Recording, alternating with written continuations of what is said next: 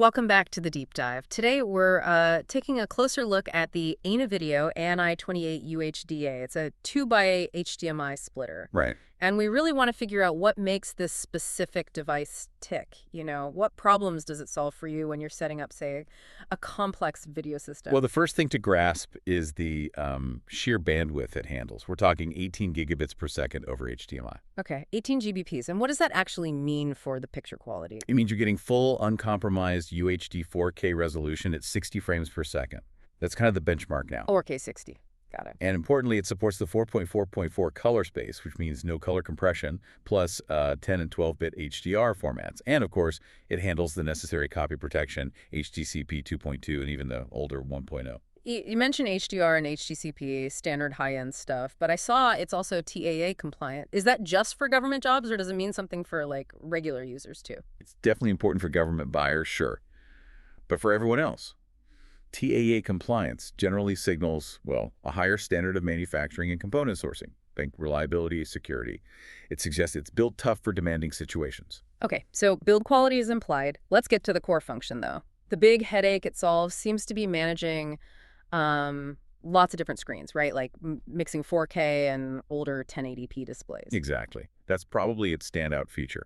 Imagine you have one 4K source, but you're sending it to 8 screens. Maybe some are brand new 4K TVs, others are older 1080p monitors. Yeah, that happens all the time. So this splitter has selectable conversion built in per output. You feed it 4K, and if screen 3, say, is only 1080p, the splitter automatically downscales the signal just for that screen. The others still get the full 4K. Per output scaling.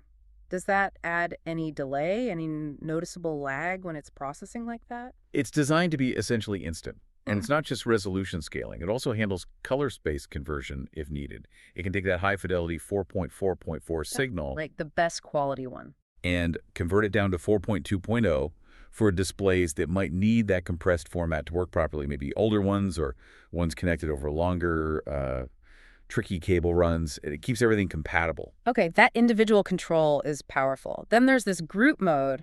What's that about? It sounds like more than just splitting. It really is. Group mode is clever. It lets you treat this single 2x8 box as effectively 2 completely separate 1x4 splitters. Oh, interesting. How does that work?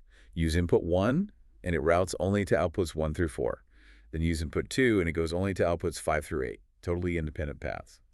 So you could have, say, a Blu-ray player going to 4 screens in one area, and maybe a computer going to 4 different screens in another area, all from one device. Precisely. It gives you that kind of flexibility without needing a bigger, more complex matrix switcher, especially for smaller setups where a full matrix might be overkill. That could definitely simplify things.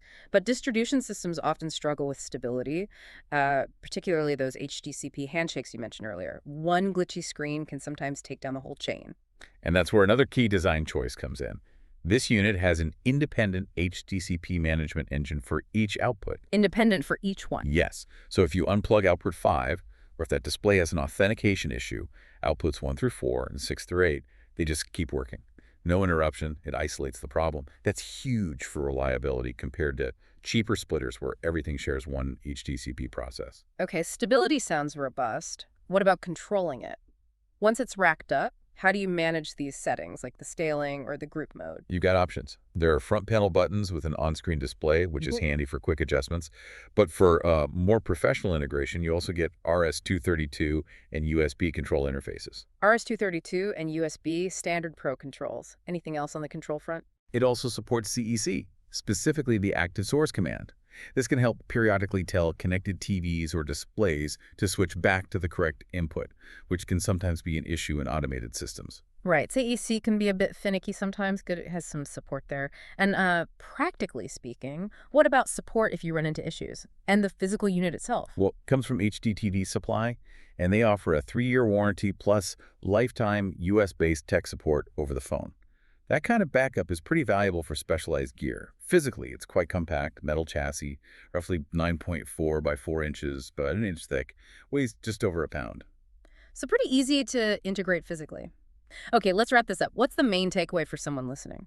I'd say the A-Neuvideo ANI-28UHDDA isn't just about splitting a signal 8 ways. It's about doing it with extreme flexibility and control. Per output scaling, the dual system group mode, and that robust independent HDCP handling. Hmm. It's built to solve common distribution headaches reliably. It manages complexity, basically. Right. So thinking bigger picture for a moment, if one box like this can act like two separate 1x4 systems and tailor each output individually, does this kind of modular, highly flexible approach signal a shift? Maybe away from needing complex matrix switchers for every multi-screen job, especially smaller ones. That's a really interesting point. It certainly pushes the idea that maybe simpler, more targeted devices like this could become the standard for many common AV designs, offering that tailored control without the overhead of a full matrix. Definitely something to think about for your next project.